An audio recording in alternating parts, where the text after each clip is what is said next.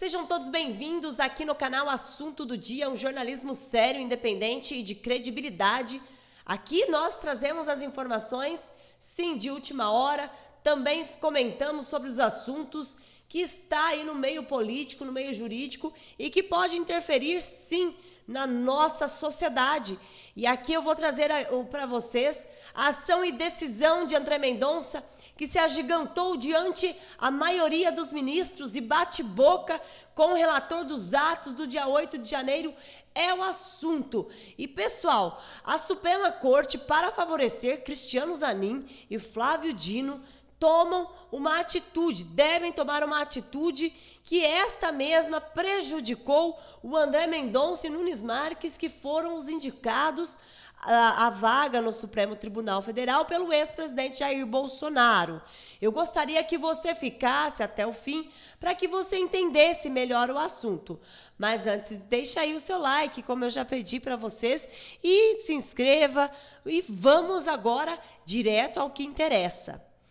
Como vocês sabem, ministros do STF trabalham durante recesso para manter o controle de decisões. E quem são os ministros que estão de plantão? O André Mendonça, o Nunes Marques, não, o André Mendonça, o Alexandre de Moraes, também Gilmar Mendes, Flávio Dino. E tem um outro, eu acho que é o Cristiano Zanin. Pois eles, agora no STF, a maioria dos ministros, durante o recesso.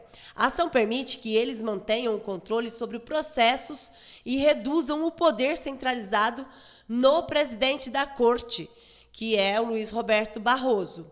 Segundo o jornal Folha de São Paulo, a responsabilidade pelo plantão durante o recesso tradicionalmente cabe à presidência, mas atualmente é dividida entre o presidente do STF, Luiz Roberto Barroso, e o vice, o Edson Fachin. Além desses plantonistas, pelo menos outros 6 ministros, o que inclui Alexandre de Moraes, André Mendonça, Dias Toffoli, Gilmar Mendes, Cristiano Zanin, Flávio Dino, ou seja, todos estão lá na Suprema Corte. Mas o que nos chamou a atenção foi aqui uma informação que nós acabamos de analisar aqui, tá? O único a votar pelo impedimento do ministro Alexandre de Moraes no comando do inquérito sobre o suposto ato do golpe, né, de 2022, André Mendonça já discutiu com o ministro no plenário do Supremo sobre os ataques aí, sobre os atos do dia 8 de janeiro, porque nós gostaríamos de saber por que somente aqueles que estavam dentro da Praça dos Três Poderes, que são de direita, estão sendo condenados. E o verdadeiro culpado que estava lá dentro da Praça dos Três Poderes, indicando saídas de emergência, oferecendo água, o G. Dias, ele está livre, leve e solto. Por que também não existe uma investigação com a respeito? Por que ele estava dentro da Praça dos Três Poderes? E por que, quando as imagens dele foram vazadas, ele rapidamente pediu exoneração? O governo já descartou. Então, nós gostaríamos de saber isso. Apesar do voto de Mendonça, os outros 9 ministros rejeitaram a solicitação de Bolsonaro. Moraes não participou do julgamento, né? Porque é o que bastava, né? Como aqui nós temos falado para vocês. A maioria dos ministros tem optado por continuar trabalhando, mas o que nos tem causado aí muita estranheza? A revelia da legislação, que torna-se rotina no Brasil. Magistrados não se declararem impedidos ou suspeitos de julgarem determinadas ações, onde um mesmo ministro, o ministro que faz parte, já por diversas vezes bateu boca com o presidente da Corte, Luiz Roberto Barroso, sobre interferência no judiciário, sobre decisões monocráticas, onde existe uma PEC parada lá na Câmara dos Deputados. Embora juristas de respeito reiterem a clareza disso, há aqueles que pensam o contrário, por entenderem, quem pensam? Os ministros, próprios magistrados. Correto? Um juiz ser ao mesmo tempo o investigado, o acusador, também o julgador. Entre muitos outros casos, na dúvida se o parentesco ou o relacionamento da parte com o juiz pode influenciar na decisão, deve-se optar pela prudência. E aonde está tendo essa prudência, pessoal, no âmbito desse tema, não se pode ignorar as obrigações dos ministros do Supremo. De 10 de abril de 1950, em seu artigo, expressa os crimes de responsabilidade dos ministros do STF, alterar por qualquer forma, exceto por via de recursos e decisões de voto. Bem, tanto é como eu falei aqui para vocês, como eu falei aqui para vocês, o André Mendonça, já houve um bate-boca entre os magistrados, o Moraes e o André Mendonça, que ocorreu lá no ano de 2023. Na ocasião, a corte julgava o primeiro réu por envolvimento nos atos do dia 8 de janeiro contra a sede dos três poderes. Mendonça, ex-ministro da Justiça do governo do ex-presidente Jair Bolsonaro, lembrou sua atuação em datas como 7 de setembro. Na sequência, disse não entender como o Palácio do Planalto foi invadido da forma como foi invadido. Ou seja, houve, pessoal, alertas da BIM. 33 alertas para G. Dias. Inclusive, o atual que faz parte lá da Polícia Federal, como que ele chama? André Rodrigues, ele fazia parte da segurança da presidência e sabia, e recebeu também alerta e nada fez, pois ali convinha. Moraes interrompeu o colega e ressaltou ter havido omissão da Polícia Militar do Distrito Federal no 8 de janeiro e do ministro da Justiça da época não, né?